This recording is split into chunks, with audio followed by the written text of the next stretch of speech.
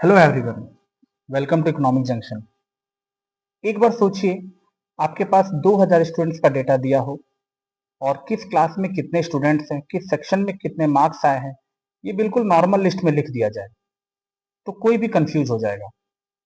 लेकिन अगर उसी डेटा को हम टेबुलर फॉर्म में या डायग्रामेटिक फॉर्म में जब अगर प्रेजेंट कर देते हैं तो वो डेटा बहुत ईजी हो जाता है समझना। किसी के लिए भी आसान हो जाता है उससे रिलेटेड इंफॉर्मेशन फाइंड आउट करना। तो आज का जो टॉपिक है वो हमें यही प्रेजेंटेशन ऑफ डेटा के बारे में बताता है कि हम एक ऑर्गेनाइज डेटा को कैसे प्रेजेंट करते हैं। तो बने रहिएगा इस वीडियो के एंड तक ताकि आप इजीली समझ पाएं कि डेटा को प्रेजेंटेशन कैसे हम करते हैं। तो चलिए शुरू करते हैं आज का टॉपिक। सबसे पहले जानते हैं प्रेजेंटेशन ऑफ डेटा होता क्या है, इसके मीनिंग क्या है। तो जैसा कि हम स्टैटिस्टिक्स में पढ़े हैं, ये स्टैटिस्टिक्स का थर्ड स्टेप होता है। पहला स्टेप जो कलेक्शन ऑफ डेटा, सेकंड जो था वो था ऑर्गेनाइजेशन।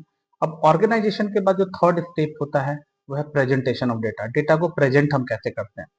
तो देखिए प्रेजेंटेशन ऑफ डेटा क्या है। Simply presentation of data refers to exhibiting और putting of data in an attractive and useful manner. मतलब प्रेजेंट करना, ठीक है, उसे अट्रैक्टिव और यूजफुल मैनर में प्रेजेंट करना ताकि वो किसी के लिए उस इजी हो उसे एनालाइज करना, इंटरप्रेट करना, उससे अदर इंफॉर्मेशन फाइंड आउट करना। यही है प्रेजेंटेशन ऑफ डेटा। तो प्रेजेंटेशन ऑफ डेटा के कितने मेथड्स होते हैं, कौन कौन से मेथड्स है जिसमें फॉर्म से हम डेटा को प्रेजेंट करते हैं। तो देखिए जो डेटा प्रेजेंटेशन का पहला मेथड है वो है टेक्सचुअल प्रेजेंटेशन। मतलब टेक्स्ट में, सिंपली टेक्स्ट में दिया हो। जैसे अभी वीडियो शुरू करने से पहले मैंने आपसे एक एग्जाम्पल एक पूछा था कि अगर आपके सामने 2000 स्टूडेंट्स का डेटा दिया हो और सिंपली टेक्स्ट में वो लिखा हो कि हाँ ये किस क्लास में कितने स्टूडेंट हैं, किस स्टूडेंट को कितने मार्क्स आए हैं, तो सिंपली अगर टेक्स्ट के फॉर्म में दिया है दैट इज टेक्सुअल प्रेजेंटेशन। ये थोड़ा सा लेंदी हो जाता है। अगर हमारे पास ह्यूज मास ऑफ डेटा दिया है तो टेक्सुअल को आइडेंटिफाई करना, उसको समझना थोड़ा मुश्किल है। टेक्सुअल के बाद जो सेकंड फॉर्म है डेटा प्रेजेंटेशन का वो है टेबुलर प्रेजेंटेशन। जब हम शेड्यूल के फॉर्म में, टेबल के फॉर्म में, रो कॉलम के फॉर्म में जब डेटा को शो करते हैं, ये सब आगे हम लोग देखेंगे। थर्ड फॉर्म जो है वो है डायग्रामेटिक प्रेजेंटेशन, उसे डायग्राम के फॉर्म में प्रेजेंट करना। And the last one is graphical presentation और graphic presentation. These are the four different methods of presentation of data. तो हम आज के टॉपिक में हम इन्हीं प्रेजेंटेशन ऑफ डेटा के बारे में बात करेंगे। मेनली हम आज के जो क्लास है उसमें हम टेबुलर और डायग्रामेटिक डेटा को कवर करेंगे और फिर नेक्स्ट वीडियो में हम ग्राफिक प्रेजेंटेशन, क्योंकि ये डायग्रामेटिक और ग्राफिक जो है काफी बड़े बड़े टॉपिक है, तो इसलिए मैं दोनों के लिए अलग अलग वीडियो बना रहा हूँ ताकि आपके लिए भी इजी हो उसे समझ पाना। तो देखिए आगे बढ़ते हैं। सबसे पहले टेक्सुअल प्रेजेंटेशन। तो टेक्सुअल मतलब टेक्स्ट के फॉर्म में। देखिए यहाँ पे लिखा भी है when data is presented in the form of text. जब टेक्स्ट के फॉर्म में हम प्रेजेंट करते हैं it is known as textual presentation, ठीक है। और ये सुटेबल कब है, it is more suitable when the quantity of data is not too large. बहुत ह्यूज डेटा ना दिया हो। अगर स्मॉल डेटा है तो उसके लिए तो इजी है, लेकिन ह्यूज डेटा के लिए ये सुटेबल नहीं है। जैसे कि एग्जांपल देखिए आप यहाँ पे, जैसे कि एग्जांपल है इसमें जो भी है टेक्स्ट के फॉर्म में डेटा दिया है तो थोड़ा सा लेंदी डेटा हो जा रहा है। जो भी एक दिया हुआ है एक एजुकेशनल इंस्टीट्यूट का डेटा है, तो और भी मान लीजिए इससे भी ह्यूज डेटा, यहाँ 245 स्टूडेंट्स का डेटा दिया हुआ है, ये टेक्सुअल फॉर्म में डेटा दिया हुआ है। लेकिन जब इसी डेटा को हम टेबल के फॉर्म में, डायग्राम के फॉर्म में जब हम उसको प्रेजेंट करते हैं तो थोड़ा अट्रैक्टिव भी लगता है देखने में और इजी हो जाता है उसको समझना, ठीक है। तो टेक्सुअल प्रेजेंटेशन जो है वो सिंपली समझिए टेक्सुअल प्रेजेंटेशन में जो टेक्स्ट के फॉर्म में, यानी एक तरह से हम कह सकते हैं कि जो भी हमारे क्वेश्चंस, न्यूमेरिकल क्वेश्चंस जो आते हैं तो उसमें जो क्वेश्चंस दिया रहता है वो तो टेक्स्ट के फॉर्म में ही दिया रहता है। तो दैट इज टेक्सुअल प्रेजेंटेशन, ठीक है। बात करते हैं आगे tabular presentation. Tabular means tabulation. Tabulation क्या है, it is a system of presentation of numerical data in row and column. अलग अलग कॉलम्स में, रो में डेटा को जब हम प्रेजेंट करते हैं that is known as tabulation, ठीक है। तो ये टेबुलर प्रेजेंटेशन को समझने से पहले हम एक टेबल देखेंगे और उस टेबल के अलग अलग पार्ट्स के बारे में समझेंगे। तो जैसा कि यहाँ पे एक टेबल शो किया गया है जिसमें बिहार के लिटरेसी के बारे में बात हुआ है on the basis of gender and location. एक डेटा दिया हुआ है और ये डेटा हम सेंसस 2011 के डेटा से लिए हैं। ये एक पूरी तरह से एक टेबल है और इसके अलग अलग पार्ट्स के बारे में जानेंगे, जिसमें सबसे पहला जो आएगा वो हम लोग टेबल नंबर समझेंगे, जो टेबल का मोस्ट इंपॉर्टेंट पार्ट होता है। और इसी यही जो होता है टेबल नंबर, ये हर एक टेबल को डिफरेंशिएट करता है। टेबल नंबर के बेसिस पे ही हम आइडेंटिफाई कर सकते हैं कि कौन सा टेबल किस डेटा को प्रेजेंट कर रहा है। कि टेबल नंबर जो है बहुत इंपॉर्टेंट होता है। आप अक्सर बुक में भी देखते होंगे, जब बुक में फिगर्स दिए रहते हैं तो हर फिगर के नीचे एक फिगर नंबर लिखा रहता है, ताकि वो रिफरेंस नंबर है एक तरह से, मतलब वो किस कौन सा फिगर कौन सा मीन्स डेटा को रिप्रेजेंट कर रहा है, वो तो शो करता है। तो सिंपली यहाँ पे भी टेबल नंबर जो एक रेफरेंस नंबर की तरह यूज होता है। तो टेबल नंबर का देखिए डेफिनेशन यहाँ लिखा है, etch table should be numbered for easy identification. मान लीजिए इंडेक्स में हम table number 1, table number 2, table number 2, तो कौन सा टेबल क्या शो कर रहा है वो इजी होता है हमारे लिए आइडेंटिफाई करना, इसलिए हर एक टेबल के लिए हम एक यूनिक नंबर देते हैं। तो पहला जो पार्ट होता है टेबल का, वह है टेबल नंबर। उसके बाद हम लोग क्या देते हैं, टाइटल। ठीक है, आप यहाँ देख रहे हो हाईलाइट भी हो रहा है। टाइटल क्या होता है, टाइटल बोल सकता हूँ कि टाइटल पूरे टेबल का एक शॉर्ट एक्सप्लेनेशन है। यानी टाइटल देख के हमें समझ में आ जाता है। जैसे मैंने अभी ये टेबल आपको जब बताया, तो टाइटल से पता चल गया अच्छा ये डेटा जो है किस चीज का डेटा ये शो कर रहा है। तो टाइटल एक तरह से बोलते थे शॉर्ट एक्सप्लेनेशन होता है। ठीक है, it is a brief explanation of the contents of a table. ये टेबल क्या प्रेजेंट करना चाह रहा है, क्या शो करना चाह रहा है, ये टाइटल से हमें पता चल जाता है। तो टेबल का हम लोग ये दो पार्ट हम लोग देखें। पहला जो हो गया टेबल नंबर, सेकंड है टाइटल। नेक्स्ट देखते हैं आगे, थर्ड अब देखते हैं उसके अलावा और क्या क्या पार्ट्स हैं। अगला जो है वो है कैप्शन। देखिए कैप्शन, कैप्शन क्या होता है, जो कॉलम का हेडिंग है, जैसे यहाँ दो कॉलम हमारे पास है, एक रूरल एक अर्बन। ये कॉलम, कॉलम का मतलब एक तरह से बोल सकते हैं जो वर्टिकल कॉलम जो होता है वो वर्टिकल होता है, और हॉरिजॉन्टल जो होता है वो रो होता है। जैसे मेल और फीमेल, ये हॉरिजॉन्टल डेटा यहाँ से हो रहा है, तो ये दोनों रो है। और वर्टिकल जो होते हैं जैसे रूरल और अर्बन, इसमें जब हम डेटा को प्रेजेंट, ये कॉलम है, तो कॉलम के जो हेडिंग होते हैं उनको कैप्शन बोलते हैं। और ये अक्सर एग्जाम में एमसीक्यू टाइप क्वेश्चन में ये पूछते हैं कि कैप्शन क्या होता है। तो कैप्शन मीन्स कॉलम हेडिंग। आप इजीली याद कर सकते हैं, सी से कैप्शन, सी से कॉलम। तो कैप्शन क्या है, caption refers to the heading for designation of vertical columns. Columns के लिए जो हम हेडिंग देते हैं that is known as caption. Clear. Next है स्टब्स। स्टब्स सिंपली रो का जो हेडिंग होता है, यानी कैप्शन कॉलम का हेडिंग, और रो का जो हेडिंग होता है वो स्टब्स कहलाता है। ठीक है, stubs refers to the headings और डेजिग्नेशन ऑफ हॉरिजॉन्टल रो। ये दो बहुत इंपॉर्टेंट अक्सर एग्जाम में भी आते हैं, तो आप ऐसे याद रख सकते हैं कि सी से कैप्शन और सी से कॉलम, दोनों सी लेटर से शुरू हो रहा है। और दूसरा स्टब है, तो कॉलम के लिए अगर कैप्शन है तो रो के लिए स्टब्स हो गया। तो दो हो गया। नेक्स्ट है body of the table. Body मतलब ये पूरा कंटेंट है। बॉडी ऑफ द टेबल में ही हम पूरे कंटेंट को लिखते हैं। This is the most important part of the table as it contents data, numerical information, सब इसी बॉडी ऑफ द टेबल में होते हैं। और उसके बाद है हेड नोट। हेड नोट मतलब हो गया कि मान लीजिए ये डेटा दिया है तो ये परसेंट, क्योंकि न्यूमेरिकल इंफॉर्मेशन है, तो ये परसेंट में है, करोड़ में है, थाउजेंड में है, ये किस फॉर्म में ये डेटा दिया हुआ है वो हेड नोट से पता चलता है। मतलब head note is inserted to convey all the relevant information about the data. फिर ये डेटा किस फॉर्म में है, परसेंटेज का फॉर्म में। जैसे यहाँ डेटा इसे पता चलेगा कि ये डेटा परसेंटेज के फॉर्म में दिया है। अगर थाउजेंड्स में रहते हैं तो थाउजेंड्स लिख देते हैं ऊपर में ही। ठीक है, तो उससे क्या होगा कि हमें बार बार हर एक न्यूमेरिकल वैल्यू के साथ लिखने का जरूरत नहीं है। जैसे यहाँ पे हमने हेड नोट में ही परसेंट लिख दिया, तो 69.6740 जो भी न्यूमेरिकल वैल्यू दिया है उसके साथ परसेंटेज का साइन लगाने का जरूरत नहीं है। तो ये कुछ इंपॉर्टेंट पार्ट्स हैं हमारे टेबल के। और भी कुछ दो इंपॉर्टेंट पार्ट्स हैं वो हम लोग देख लेते हैं। नेक्स्ट जो है वह है सोर्स नोट। ये बहुत जरूरी है, आखिर ये डेटा हमने लिया है तो कहीं ना कहीं तो इसका सोर्स होगा। ये इंफॉर्मेशन आखिर हमने लिया कहाँ से। तो सोर्स नोट का मतलब हो गया कि ये डेटा का जो सोर्स है, जहां से ये डेटा को उठाया गया है, वो हम लोग लिखते हैं। तो सोर्स नोट क्या है, it refers to the source from which information has been taken, जहां से ये डेटा लिया गया है। जैसे ये इंफॉर्मेशन यहाँ पे है, ये सेंसस 2011 से ये डेटा लिया गया है, तो ये सोर्स नोट हो गया। ठीक है, और जनरली ये हम बॉटम ऑफ द टेबल में ही लिखते हैं। और एक लास्ट जो पार्ट है वो है फुट नोट। ये कभी कभी देते भी हैं। ऐसा नहीं है कि देखिए फुट नोट सारे टेबल में लिखना जरूरी है। फुट नोट जनरली होता है कि अगर कोई इंफॉर्मेशन हम लिखना भूल गए हैं या छूट गया है, वो फुट नोट में जनरली, जैसे यहाँ पे ये भी है। जैसे यहाँ आप देख रहे हैं फुट नोट में लिखा है figures are rounded to 2 digits after decimal. मतलब ये एग्जैक्ट वैल्यू नहीं है, ये और भी मतलब रिपीटेड वैल्यू था, लेकिन हमने सभी को राउंड ऑफ किया है 2 डिजिट्स तक। ये कुछ इंपॉर्टेंट नोट अगर छूट जाता है ऊपर बताना, तो फुट नोट में हम लोग जनरली लिखते हैं। Footnote is the last part of the table and it explains the specific feature of the data, content of the table, which is not self-explanatory. ऊपर में किस कहीं से पता नहीं चल रहा था, तो फुटनोट से लेकिन प्रेजेंट हो गया कि अच्छा चलो ये सारे फिगर्स जो है up to 2 place of decimal तक राउंड ऑफ करके दिए। तो ये हमारे एक टेबल का मोस्ट इंपॉर्टेंट पार्ट होता है, जिसमें हमने देखा table number, title, footnote, body of the table, caption, stubs and source note and footnote. तो ये आप याद रखिएगा। जनरली टेबुलर प्रेजेंटेशन से जो एग्जामिनेशन में भी क्वेश्चन आते हैं वो जनरली बेसिकली आपका जो क्वेश्चन आएगा वो थ्योरेटिकल क्वेश्चन, वो इतनी पार्ट्स ऑफ टेबल का एक्सप्लेनेशन दे सकता है, या एक टेबल बना होगा उसमें आइडेंटिफाई करने के लिए दिया रह सकता है। तो आप इसको देखिए।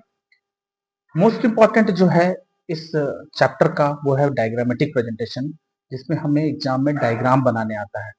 तो हम देखते हैं डायग्रामेटिक प्रेजेंटेशन। ये जो अभी तक हमने देखा, देखिए अभी जितने भी पढ़े ये सारे प्रेजेंटेशन ऑफ डेटा का ही मेथड्स है। पहला देखा टेक्सुअल फॉर्म, टेक्स्ट के फॉर्म में था, वो भी डेटा को प्रेजेंट कर रहा है, इन्फॉर्मेशन को प्रेजेंट कर रहा है। सेम इन्फॉर्मेशन को हमने टेबुलर फॉर्म में प्रेजेंट किया। अब हम टेबुलर फॉर्म के बाद अब हम उसी सेम डेटा को डायग्रामेटिक फॉर्म में प्रेजेंट करेंगे। ठीक है, तो चलिए डायग्रामेटिक प्रेजेंटेशन देखते हैं। क्या है diagrammatic presentation? It means showing statistical data with the help of diagrams and graphs. ऐसे इस चैप्टर में अभी हम लोग फिलहाल डायग्राम्स के बारे में ही पढ़ेंगे, ग्राफ के बारे में अगले वीडियो में देखेंगे। तो डायग्रामेटिक प्रेजेंटेशन में दोनों आ जाता है, जब हम डेटा को डायग्राम्स या ग्राफ के फॉर्म में हम लोग प्रेजेंट करते हैं, instead of only numbers and tables, to make it easy, clear and visually appearing. ठीक है, तो डायग्रामेटिक प्रेजेंटेशन जनरली क्या है, जब डेटा को हम सिर्फ टेक्स्ट के फॉर्म में या फिर बोल सकते हैं टेबुलर के फॉर्म में के बजाय उसे जब हम डायग्राम या ग्राफ के फॉर्म में प्रेजेंट करते हैं। चलिए इसमें भी देखते हैं क्या क्या मेथड्स है, टाइप्स है डायग्रामेटिक प्रेजेंटेशन का। तो डायग्रामेटिक प्रेजेंटेशन के जनरली तीन टाइप्स होते हैं। पहला जो है आपका ज्योमेट्रिक डायग्राम, या इसी को हम वन डायमेंशनल डायग्राम बोलते हैं। ठीक है, वन डायमेंशनल मीन्स किसी एक तरफ वैल्यू दिया रहेगा, कोई एक डायमेंशन का वैल्यू दिया रहेगा। नेक्स्ट हमारा जो फ्रीक्वेंसी डायग्राम, ठीक है, यही हमारा ग्राफिकल प्रेजेंटेशन में हमें पढ़ना है। और एक हमारा जो है वो है अर्थमेटिक लाइन ग्राफ और टाइम सीरीज ग्राफ। ये दो, फ्रीक्वेंसी डायग्राम और टाइम सीरीज ग्राफ, ये दो हमारा ग्राफिक प्रेजेंटेशन है। और जो डायग्रामेटिक प्रेजेंटेशन का हम बात करेंगे वो पूरे ज्योमेट्रिक डायग्राम में आएगा। ठीक है, तो एक एक करके देखते हैं कि ज्योमेट्रिक डायग्राम में के कितने टाइप्स होते हैं। तो ज्योमेट्रिक डायग्राम का पहला जो टाइप है वो है सिंपल बार डायग्राम। ये हम लोग सबसे पहले सीखेंगे। सबसे सिंपलेस्ट फॉर्म जो है डायग्रामेटिक प्रेजेंटेशन का वो है सिंपल बार डायग्राम। ठीक है, फिर आगे बात करते हैं। नेक्स्ट जो टाइप होता है वो है मल्टीपल बार डायग्राम।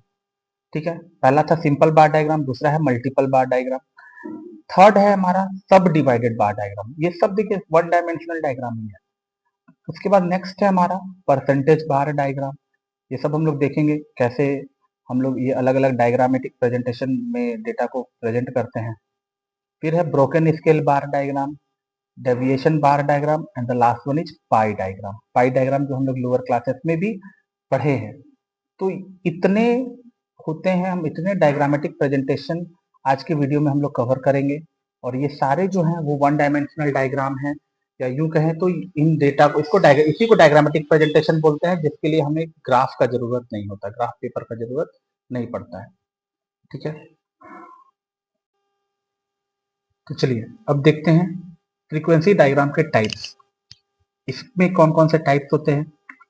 इसमें पहला जो टाइप है फ्रीक्वेंसी डायग्राम का वो है हिस्टोग्राम। ठीक है, नेक्स्ट है फ्रीक्वेंसी पॉलीगॉन और थर्ड है ओजाइव कर्व। ये तीनों हमें ग्राफिक प्रेजेंटेशन में कवर करना है।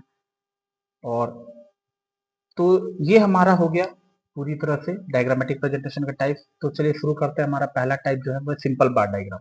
सिंपल बार डायग्राम क्या है, एक डेफिनेशन देख लेते हैं। It comprises of group of rectangular bars of equal width for each class और category of data. It is the simplest form of bar diagram. ये बार डायग्राम का सबसे सिंपलेस्ट फॉर्म है। ठीक है, एक क्वेश्चन देखते हैं। जैसे यहाँ पे एक क्वेश्चन दिया हुआ है, ईयर वाइज लिटरेसी रेट दिया हुआ है। इस डेटा को हम सिंपल बार डायग्राम के थ्रू प्रेजेंट करेंगे। देखिए ये डायग्रामेटिक प्रेजेंटेशन के लिए मैं फिर से बता रहा हूँ, हमें ग्राफ पेपर का जरूरत नहीं है। डायग्रामेटिक प्रेजेंटेशन हम ग्राफ पेपर पे नहीं बनाते हैं, नॉर्मल जो हमारे पास कॉपी है, प्लेन पेपर है, उस पे ही बनाते हैं। और जो हम फ्रीक्वेंसी डायग्राम देखते हैं, यानी जो हमारा था histogram, frequency polygon, frequency curve, ogive curve या टाइम सीरीज ग्राफ, ये हम ग्राफिक प्रेजेंटेशन, इसके लिए हमें ग्राफ की जरूरत पड़ती है क्योंकि वो 2 डायमेंशनल है, लेकिन ये सारे 1 डायमेंशनल है, जिसे इनमें ग्राफ की जरूरत नहीं पड़ती है। लेकिन हाँ, एक्स एक्सिस और वाई एक्सिस जैसे ड्रॉ करते हैं उसी तरह से ये भी डायग्राम बनेगा। तो ये सिंपल बार डायग्राम हम लोग बनाते हैं। ये सिंपल बार डायग्राम जनरली जब हम बनाते हैं तो इसके दो तरह से, ये वर्टिकल भी बन सकता है, हॉरिजॉन्टल भी बन सकता है, हम लोग दोनों देखेंगे। सबसे पहले देखिए वर्टिकल डायग्राम। देखिए यहाँ पर वर्टिकल डायग्राम शो हुआ है। तो वर्टिकल डायग्राम में हमने क्या किया है, वर्टिकल डायग्राम मतलब सिंपली नीचे जो हमारा एक्स एक्सिस है इस पे हमने ईयर लिखा है और वाई एक्सिस पे लिटरेसी रेट, और जो हमारा जो बार डायग्राम है देखिए वर्टिकल शेप में आया है, तो ये वर्टिकल हो गया। और जब इसी को डेटा को हम चेंज कर देंगे, मतलब एक्स एक्सिस पे अगर हम अब लिटरेसी रेट और वाई एक्सिस पे अगर हम ईयर लिखें, तो हमारा जो डायग्राम है वो देखिए हॉरिजॉन्टल हो जाएगा। तो ये आप पे डिपेंड करता है, या अगर क्वेश्चन में ऐसा मेंशन है, स्पेसिफिकली दिया हुआ है, तो आप दोनों में से किसी एक मेथड के थ्रू आप सिंपल बार डायग्राम ड्रॉ कर सकते हैं, लेकिन इसमें से जो ज्यादा कॉमन है वो है हमारा वर्टिकल बार डायग्राम। और तो ये 2 टाइप होता है सिंपल बार डायग्राम का। तो यहाँ पे आप देख रहे होंगे हम हर एक इंडिविजुअल के लिए एक इंडिविजुअल बार हम लोग यहाँ पे रेक्टेंगुलर बार दिए हैं। इसमें ध्यान रखने वाली बातें हैं कि जितने भी रेक्टेंगुलर बार्स हैं सबके बीच जो विड्थ होगा वो कॉमन होगा। ऐसा नहीं किसी में हम ज्यादा गैप ले लें, किसी में कम गैप। उसके बाद रेक्टेंगुलर बार्स का जो विड्थ होगा वो भी बिल्कुल एक जैसा होना चाहिए। ये सब कुछ कॉमन पॉइंट्स हैं जो सिंपल बार डायग्राम बनाते वक्त हमें ध्यान रखना है। नेक्स्ट जो है वो है मल्टीपल बार डायग्राम। देखिए मल्टीपल बार डायग्राम हम यूज करेंगे जब हमें 2 या 2 से ज्यादा डेटा को हमें प्रेजेंट करना हो। जैसे अभी सिर्फ लिटरेसी रेट को ही एक सिंगल इंडिविजुअल लिटरेसी रेट को रिप्रेजेंट करना था, लेकिन वही लिटरेसी रेट के साथ और भी कुछ डेटा दिया रहता है जिसको एक साथ रिप्रेजेंट करना है ईयर वाइज, तो वो भी हम मल्टीपल बार डायग्राम के थ्रू शो करते हैं। तो मल्टीपल डायग्राम क्या है, it is used when we have to make a comparison between 2 और मोर वेरिएबल्स। ये जब 2 या 2 से ज्यादा वेरिएबल्स के बीच कंपैरिजन करना होता है तो हम मल्टीपल बार डायग्राम यूज करते हैं। इसका एक और नाम है, इसे हम कंपाउंड बार डायग्राम भी बोलते हैं, क्योंकि हम एक साथ डेटा को प्रेजेंट कर रहे हैं। जैसे देखिएगा एक क्वेश्चन देखिए यहाँ पे एक डेटा दिया हुआ है ईयर वाइज, 3 अलग अलग स्ट्रीम में नंबर ऑफ स्टूडेंट्स का डेटा दिया है। ठीक है कि 2017, 2018 और 2019 में किस स्ट्रीम में कितने स्टूडेंट्स हैं इसका एक डेटा दिया है। अब हम इसे मल्टीपल बार डायग्राम के थ्रू हम प्रेजेंट करते हैं। तो देखिए यहाँ पे एक प्रेजेंटेशन दिया है डेटा का, जिसमें हमने एक्स एक्सिस पे ईयर ले लिया है, वाई एक्सिस पे नंबर ऑफ स्टूडेंट्स ले लिया। वो आप पे डिपेंड कर रहा है, आप ऐसे भी कर सकते थे कि नीचे हम स्ट्रीम मतलब नंबर ऑफ स्टूडेंट इधर ले लें और ईयर इधर, वो कैसे भी आप लिख सकते हैं। तो देखिए यहाँ पे हमने क्या किया है, आप देख सकते हैं कि जो ब्लू बार है वो आर्ट्स को रिप्रेजेंट कर रहा है, रेड बार जो है वो कॉमर्स को रिप्रेजेंट कर रहा है, और ग्रीन जो बार है वो साइंस को रिप्रेजेंट कर रहा है। और तीनों ईयर में 2017, 2018 और 2019 में तीनों स्ट्रीम में जो नंबर ऑफ स्टूडेंट्स हैं उन बार्स को हमने अटैच करके बनाया है। तो इसी को कहा जाता है मल्टीपल बार डायग्राम या फिर कंपाउंड बार डायग्राम। ठीक है, और इसमें ध्यान यही रखना है, जैसे 2017 का जब हम मल्टीपल बार डायग्राम बनाए, उसके बाद जो गैप हम लेंगे तो उसके बाद 2018 का बनाए तो सेम गैप 2018 के बाद 2019 के बार में होना चाहिए। मतलब हर एक ईयर के लिए जो बार हम लोग यहाँ पे मल्टीपल बार डायग्राम बना रहे हैं उसके बीच विड्थ जो होना चाहिए वो बिल्कुल सेम होना चाहिए, वो बिल्कुल यूनिफॉर्म होना चाहिए। ठीक है, तो ये है मल्टीपल बार डायग्राम। नेक्स्ट हमारा जो है वो है सब डिवाइडेड बार डायग्राम, ये भी इंपॉर्टेंट है। सब डिवाइडेड बार डायग्राम, ठीक है, ये क्या होता है सब डिवाइडेड बार डायग्राम, जैसे कंपोनेंट बार डायग्राम भी हम लोग बोलते हैं। सब डिवाइडेड में क्या होता है, जनरली हम बताते रहे, जैसे एक सिंपल बार है और उसे हम कंपोनेंट वाइज डिवाइड करेंगे। ठीक है, देखते हैं यहाँ पे, इसका नाम कंपोनेंट बार डायग्राम भी है। सेम क्वेश्चन, अभी जो क्वेश्चन हमने मल्टीपल बार डायग्राम के लिए यूज किया था, सेम क्वेश्चन हमने लिया, उसी क्वेश्चन को हम सब डिवाइडेड बार डायग्राम से शो करते हैं। इसमें एक एक्स्ट्रा कॉलम हम बना लेंगे, टोटल का कॉलम, क्योंकि इसी टोटल के बेसिस पे हम कंपोनेंट बार डायग्राम या सब डिवाइडेड बार डायग्राम बनाते हैं। तो देखिए जैसे कि इस डेटा से पता चल रहा है कि 2017 में टोटल हमारे पास 1115 स्टूडेंट्स, जिसमें से 540 स्टूडेंट्स आर्ट्स के हैं, 325 स्टूडेंट कॉमर्स के हैं और 250 स्टूडेंट साइंस के हैं। सिमिलरली 2018 में भी हमने तीनों स्ट्रीम के जो नंबर ऑफ स्टूडेंट्स है उसको ऐड कर लिया, और 2019 में भी। अब हम क्या करेंगे, जब हम इस डेटा को प्रेजेंट करेंगे तो हम क्या करेंगे कि 2017, 2018 और 2019 इन तीनों के लिए एक एक बार बनाएंगे, रेक्टेंगुलर बार, और उसका जो हाइट होगा वो टोटल के बेसिस पे बनाएंगे। जैसे 2017 में टोटल हमारा 1115 है, तो एक सिंगल बार बनाएंगे 1115 का, और उसको अब स्ट्रीम वाइज जो डेटा है, जैसे आर्ट्स में 540, तो क्या करेंगे 540 जहाँ होगा वहां तक, वहां एक लाइन दे देंगे, या उसको हम बोल सकते हैं कट कर लेंगे। जैसे ब्लू लाइन जो है 2017 में जहां तक ब्लू बार है, ठीक है, एक पूरा रेक्टेंगुलर बार हमने 1115 बनाया, और उसके बाद 540 जहां तक होगा हमारा, वहां तक हमने ब्लू बार दिया। 540 के ऊपर कॉमर्स में कितने स्टूडेंट है, 325, तो आप ऐसे ऐड कर लीजिए, 540 में हम 325 जब ऐड करेंगे तो लगभग 865, तो 865 जहाँ होगा वहां तक मेरा रेड, और बाकी जो बच गया वो साइंस। मतलब एक तरह से कह सकता हूँ कि सब डिवाइडेड में एक आप इंडिविजुअल बार बनाना है टोटल के बेसिस पे, और उसको कट करते चले जाना है, या उसी को पोर्शन वाइज डिवाइड करते चले जाना है, इसीलिए इसका नाम पड़ गया सब डिवाइडेड बार डायग्राम। उसी तरह आप 2018 में भी कीजिए, जो टोटल है 1335, उतने का एक बार बनाना है, और उसको पहले 650 के बेसिस पे, जहां तक 650 होगा वहां तक हमने ब्लू शेडिंग किया, फिर 650 में 410 ऐड करके जो आएगा आपका 1060, वो आपका वहां तक हमने रेड किया, और बाकी जो बच गया, मतलब इस तरह से आप शेडिंग कर सकते हैं। कोई जरूरी नहीं है कि आप शेडिंग कीजिए। आप जैसे हमने यहाँ पे ब्लू जो हमारा बार है वो आर्ट्स को रिप्रेजेंट करा, तो आप क्या कर सकते थे कि वो जब आप कॉपी पे ड्रॉ कीजिएगा तो इसी बार के अंदर में आप लिख दीजिए आर्ट्स, तो उसमें कॉमर्स, मतलब आप कैसे डिस्टिंग्विश कीजिएगा तीनों अलग अलग बार को, वो आप पे डिपेंड करता है। आप अपने तरीके से शेडिंग करके या उसमें आर्ट्स साइंस कॉमर्स लिख के आपको डिस्टिंग्विश करना है। तो ये है हमारा कंपोनेंट बार डायग्राम, ठीक है।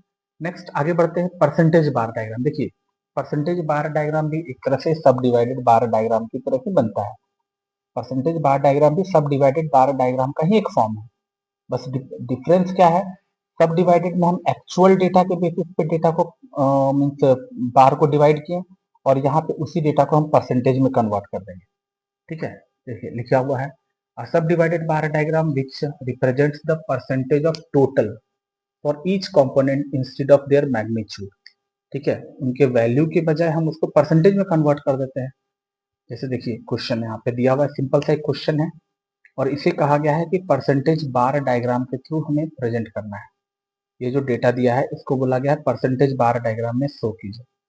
तो कैसे, यहाँ पे दो फैमिली का डेटा दिया हुआ है, ठीक है, फैमिली ए और फैमिली बी का डेटा दिया हुआ है, इसे हम परसेंटेज बार डायग्राम में हम प्रेजेंट करेंगे। तो इसके लिए कुछ इंपॉर्टेंट याद रखिएगा क्या, जैसे फैमिली ए का जो डेटा है फैमिली बी का, तो ये अगर हम अभी जो पढ़े थे सब डिवाइडेड बार डायग्राम, अगर हम सब डिवाइडेड बार डायग्राम बनाना रहता तो एक फैमिली ए के लिए और एक फैमिली बी के लिए बार बनाते हैं, और इनका जोड़कर जो टोटल आता है, ठीक है, उस टोटल का एक इंडिविजुअल हम रेक्टेंगुलर बार्स बना के डिवाइड कर देते हैं, फूड का जितना दिया हुआ है कंपोनेंट, क्लोथिंग का जितना वैल्यू दिया है उतनी। लेकिन यहाँ पे हम परसेंटेज बार डायग्राम जब दिया है तो हर एक कंपोनेंट को परसेंटेज में कन्वर्ट करेंगे। वो कैसे होगा कन्वर्जन, चलिए देखते हैं। तो तो इन एक्सपेंडिचर को सबसे पहले हम क्या करते हैं, परसेंटेज में कन्वर्ट करते हैं, तब हम परसेंटेज बार डायग्राम बनाएंगे। देखिए यहाँ पे कैसे हमने कन्वर्ट किया, आप ध्यान से देखिए। जैसे फैमिली ए का डेटा दिया हुआ था, food, clothing, house rent, miscellaneous और सेविंग्स का वैल्यू दिया था, तो टोटल जोड़कर हमारे पास आया 25,000। तो परसेंटेज हम कैसे फाइंड आउट करते हैं, जैसे फूड का परसेंटेज फाइंड आउट करना है तो सिंपली जो वैल्यू है, मतलब 10,000 डिवाइड बाय टोटल इंटू 100, मतलब 10,000 डिवाइड बाय 25,000 इंटू 100, परसेंटेज तो हम ऐसे ही फाइंड करते हैं, वैल्यू बाय टोटल इंटू 100। उसी तरह क्लोथिंग का भी निकाल लेंगे, क्लोथिंग का वैल्यू दिया हुआ 5,000, तो 5,000 डिवाइड बाय 25,000, क्योंकि टोटल उतना ही है, इंटू 100। ऐसे आप परसेंटेज एक्सपेंडिचर फाइंड आउट कर लीजिए फैमिली ए का और उसी तरह फैमिली बी का। अब हम परसेंटेज एक्सपेंडिचर का वैल्यू जो आया है 40, 20, 16, 18, 6, इसी तरह परसेंटेज एक्सपेंडिचर फैमिली बी का जो है 30, 25, 15, 20, 10, और टोटल तो ऐड करके 100 ही परसेंटेज आएगा। तो हम दो अलग अलग बार यहाँ पे बनाएंगे 100 का, और उसे हम कंपोनेंट वाइज इस परसेंटेज एक्सपेंडिचर के बेसिस पे डिवाइड करेंगे। जैसे देखिए यहाँ पे इस डायग्राम में आप देख सकते हैं, 2 बार हमने बनाया फैमिली ए के लिए और एक फैमिली बी के लिए। तो दोनों का जो इंडिंग आप देख रहे होंगे कि दोनों का जो विड्थ है, लेंथ है सॉरी, वो 100 है। मतलब 100 दोनों का परसेंटेज एक्सपेंडिचर का टोटल है। और अब हमने क्या किया, उसे डिवाइड किया। जैसे फैमिली ए में फूड का परसेंटेज एक्सपेंडिचर 40 दिया था, तो जहां तक 40 है, फिर 40 में फिर 20 ऐड कर दिए, क्योंकि क्लोथिंग पे 20 है तो 40 प्लस 20 60, तो जहां तक 60 है उसको फिर अलग कलर से शेड किया। फिर उसमें 16 ऐड कर दिया तो 76, फिर 76 में और 18 जोड़ दिया तो 94, फिर 6। इस तरह से आप ऐड करते जाइए और कंपोनेंट वाइज इसको शेडिंग करते जाइए या डिवाइड कर दीजिए। तो ये हमारा हो गया परसेंटेज बार डायग्राम, जो बिल्कुल आप देख रहे होंगे कि सब डिवाइडेड की तरह ही बना है। बस डिफरेंस इतना है कि सब डिवाइडेड में एक्चुअल वैल्यू को हम शो करते हैं सब डिवाइडेड के बेसिस पे, और परसेंटेज बार डायग्राम में वही वो कंपोनेंट जो हम बनाते हैं वो परसेंटेज के बेसिस पे। तो ये हमारा परसेंटेज बार डायग्राम है। नेक्स्ट हमारा है ब्रोकन स्केल। देखिए ये भी इंपॉर्टेंट है, ब्रोकन स्केल बार डायग्राम।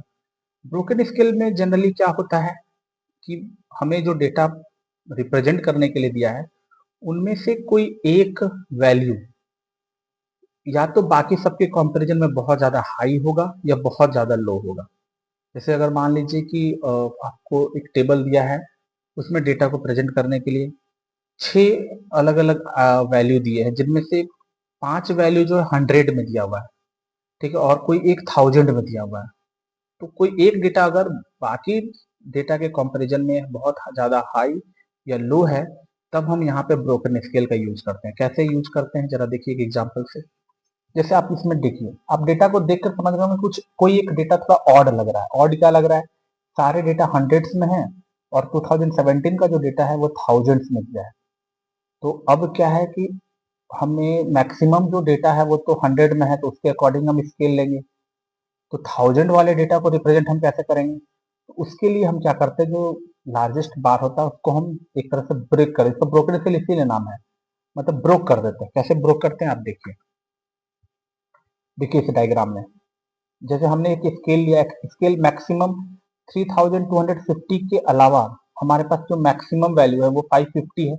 तो 550 के बेसिस पे हमने एक स्केल मेजर कर लिया कि लगभग 600 तक हमने स्केल लिया, ठीक है।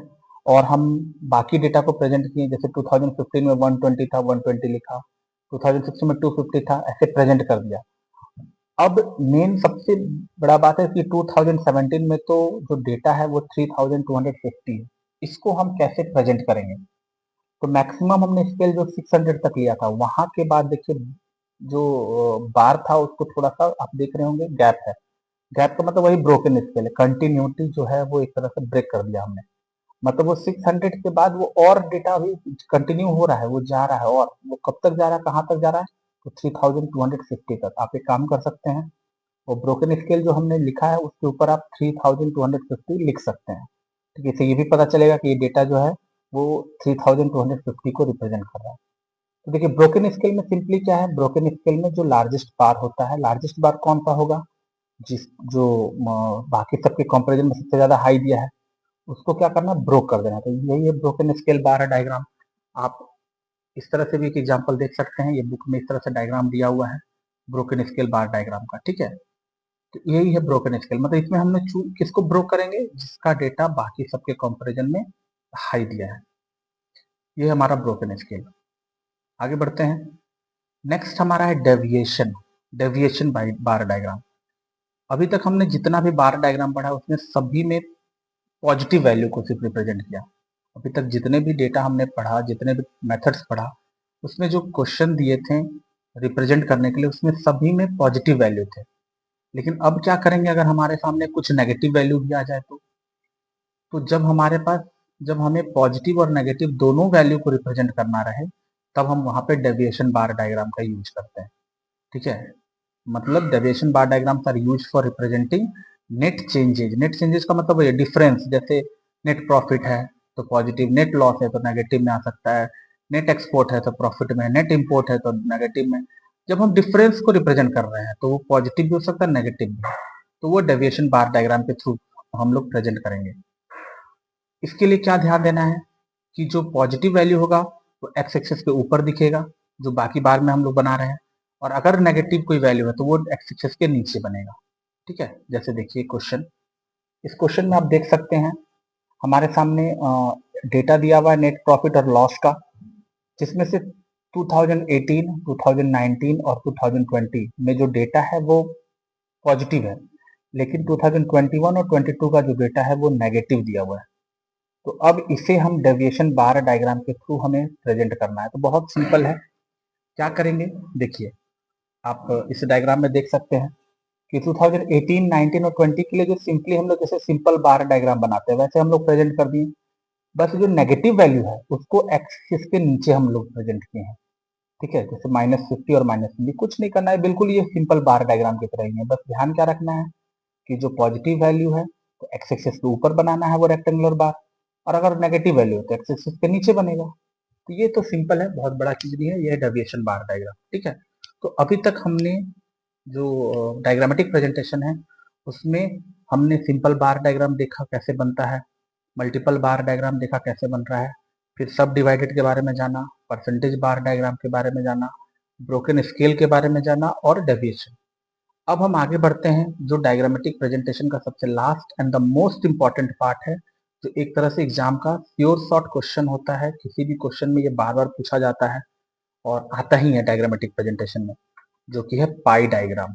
बहुत इंपॉर्टेंट है, ध्यान से देखिएगा ये पाई डायग्राम कैसे बनता है।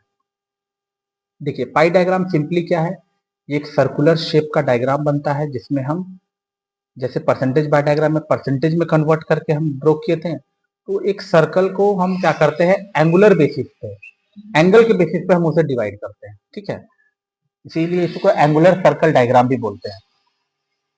तो क्या स्टेप्स होता है पाई डायग्राम के लिए, क्या क्या स्टेप्स फॉलो होते हैं, जरा एक बार देख लेते हैं स्टेप्स क्या क्या है। सबसे पहला स्टेप तो है कि हमें एक सर्कल ड्रॉ करना है, एक अप्रोप्रिएट साइज का with the help of compass. ठीक है, जो भी आपके पास पेपर है कॉपी है उसके बेसिस पे एक मतलब अप्रोप्रिएट साइज का एक सर्कल ड्रॉ कर लीजिए। उसके बाद जो आपका डेटा दिया रहेगा, ठीक है, उस डेटा को हम सबसे पहले परसेंटेज में कन्वर्ट करेंगे। अभी हमने परसेंटेज बार डायग्राम में भी देखा था कैसे हम परसेंटेज में कन्वर्ट करते हैं, वैसे परसेंटेज में कन्वर्ट करके करेंगे पहले। और परसेंटेज में कैसे कन्वर्ट करते हैं, वैल्यू जो दिया है डिवाइड बाय टोटल, मतलब वो वैल्यू का सबका समेशन कर लेंगे जो टोटल आएगा, इंटू 100 परसेंटेज वैल्यू। कभी कभी क्वेश्चन में आप ध्यान दीजिएगा, हो सकता है कि परसेंटेज वैल्यू पहले से दिया रहे तो दोबारा परसेंटेज मत निकाल दीजिएगा, क्वेश्चन में देख लीजिएगा मे बी परसेंटेज में वैल्यू दिया रह सकता है, नहीं दिया है तब हम परसेंटेज वैल्यू फाइंड आउट करेंगे। और परसेंटेज वैल्यू के बाद हम उस परसेंटेज वैल्यू को हम एंगल में कन्वर्ट करेंगे, कॉरस्पॉन्डिंग डिग्रीज में। ठीक है, कैसे निकालते हैं प्रोपोर्शनेट एंगल, तो सिंपल सी बात है, जैसे अगर हम परसेंटेज का बात करते हैं तो परसेंटेज में टोटल जो होता है वो 100% मैक्सिमम, इसी तरह एंगल में मैक्सिमम जो होता है 360 डिग्री। तो एक तरह से कह सकते हैं कि 100% और 360 दोनों इक्वल है, तो एक तरह से 1% का वैल्यू कितना होगा, तो 3.6 होगा समथिंग, डिवाइड करेंगे तो इसीलिए हम एक फॉर्मूला डिराइव होता है कि प्रोपोर्शनेट एंगल कैसे हम फाइंड करेंगे, जो भी हमारा परसेंटेज वैल्यू आएगा 40%, 30%, उस परसेंटेज वैल्यू को 3.6 डिग्री से मल्टीप्लाई कर दीजिए। सिंपल, जो भी आपका परसेंटेज वैल्यू आएगा उसको 3.6 डिग्री से मल्टीप्लाई कर दीजिए। वो हम लोग अभी आगे क्वेश्चन देखेंगे तो उसमें और इजीली समझ में आएगा, बस फॉर्मूला देख लीजिए, अच्छे से समझ जाइए। उसके बाद क्या करेंगे, हम जो सर्कल ड्रॉ किए उसमें एक रेडियस ड्रॉ कर लीजिए, कहीं भी एक रेडियस ड्रॉ कर लीजिए, और उसी रेडियस को बेस लेकर आप देखिए कि आपका जो प्रोपोर्शनेट एंगल आया है उसमें पहला जो वैल्यू है उसका उतना का एंगल एक ड्रॉ कीजिए, फिर बेस लीजिए, मतलब ऐसे कंटिन्यू करते चले जाना है। मतलब एक रेडियस ड्रॉ करना है, उसको बेस मान के आपको एंगल ड्रॉ करते जाना है, और उसको अलग अलग शेडिंग से, डिजाइन से, कलर से आप डिफ्रेंशिएट कीजिए। जैसे देखिए क्वेश्चन, यहाँ एक क्वेश्चन है जिसमें अलग अलग मीडियम ऑफ ट्रांसपोर्ट दिए हुए हैं। ठीक है, और उस मीडियम ऑफ ट्रांसपोर्ट में नंबर ऑफ व्हीकल्स भी दिए हुए हैं, और अब इसे ही हमें क्या करना है कि परसेंट पाई डायग्राम के थ्रू रिप्रेजेंट करना है। तो यहाँ ये परसेंटेज में तो वैल्यू दिया नहीं है, परसेंटेज में हमें कन्वर्ट करना होगा। देखिए कैसे किया, ये पूरा का पूरा स्टेप दिया हुआ है। जो नंबर ऑफ व्हीकल्स था उसको हमने ऐड कर दिया तो टोटल आ गया 10,000 व्हीकल्स। तो सबसे पहले परसेंटेज वैल्यू निकाला, परसेंटेज वैल्यू कैसे निकालेंगे, तो वैल्यू तुम्हारा आपका जो था 4,200 डिवाइड बाय टोटल, मतलब 10,000 इंटू 100, सेम स्टेप को कंटिन्यू करेंगे और सारे परसेंटेज वैल्यू हम लोग निकाल लेंगे। और अब इन परसेंटेज वैल्यू को हम 3.6 डिग्री से जब मल्टीप्लाई करेंगे तो प्रोपोर्शनेट एंगल आ जाएगा।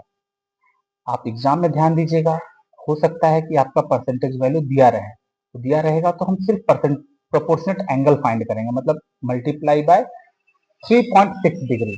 ठीक है, अगर नहीं दिया है प्रोपोर्शनेट परसेंटेज वैल्यू तो आप प्रोपोर्शनेट एंगल वैल्यू इस तरह से निकाल सकते हैं परसेंटेज वैल्यू, और उसके बाद उसको एंगल में कन्वर्ट कर देंगे। और अब देखिए कैसे बनाएंगे। अब इसके लिए क्या कीजिएगा, आप एक सर्कल ड्रॉ कीजिएगा। ठीक है, एक सर्कल ड्रॉ कर लीजिए। सर्कल ड्रॉ करने के बाद कहीं एक रेडियस ले लीजिए, कोई एक रेडियस ड्रॉ कर लीजिए। और मान लीजिए कि पहला जो वैल्यू दिया था 151.2 डिग्री था। आप प्रोटेक्टर के बेसिस पे एंगल कैसे बनाते हैं, अब ये तो आप लोअर क्लासेस में जब हम पढ़ते थे तो ज्योमेट्री में already with the help of protractor कैसे हम एंगल ड्रॉ करते हैं वो बताया गया है। तो आप उस तरह से आप एंगल ड्रॉ कर लीजिए। जैसे पहले बना लिए 151.2 डिग्री, फिर उसकी उसमें उसके रेडियस को बेस लेकर अगला एंगल बनाइए 22 डिग्री का, फिर उसके रेडियस को लेकर 64 पॉइंट। इस तरह से आप एंगल बाकी एंगल्स ड्रॉ करते जाइए और अलग अलग शेड से कलर से आप इससे रिप्रेजेंट कर सकते हैं, जैसा कि आप डायग्राम में देख सकते हैं। ठीक है, यही है हमारा पाई डायग्राम। बहुत इंपॉर्टेंट है, ये एग्जाम में अक्सर आता है और बहुत ही ज्यादा इंपॉर्टेंट है।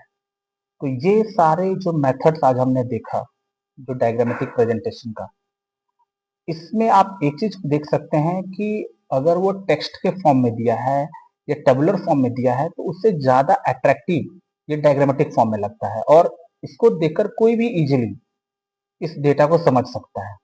ठीक है, तो ये हमारा डायग्रामेटिक प्रेजेंटेशन, इसीलिए हमारे स्टैटिस्टिक्स का एक बहुत ही इंपॉर्टेंट पार्ट है डायग्रामेटिक प्रेजेंटेशन।